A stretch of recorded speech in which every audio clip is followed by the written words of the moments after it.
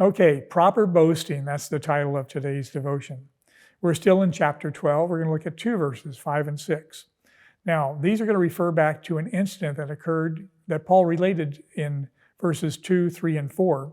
And this was a man who was taken up to heaven and because he was a man in Christ and no other qualifications there.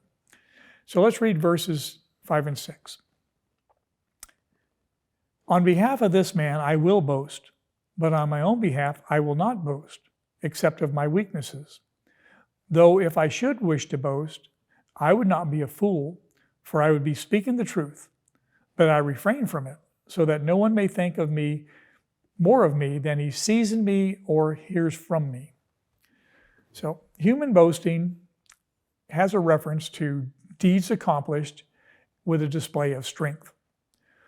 Pride is a great spiritual sin, and the inclination to boast is very tempting for men. Now, Paul, he did not want to encourage this trait which he had constantly fought against. But suppose Paul were to boast about this incident. Who listening to him could properly understand it? They would just see the power displayed and not that the grace that was given to the weaker man.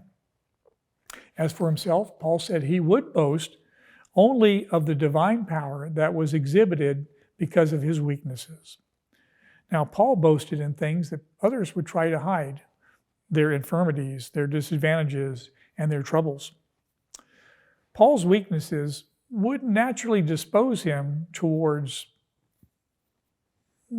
probably would depress him, but the contempt his adversary showed him would cause him to rejoice.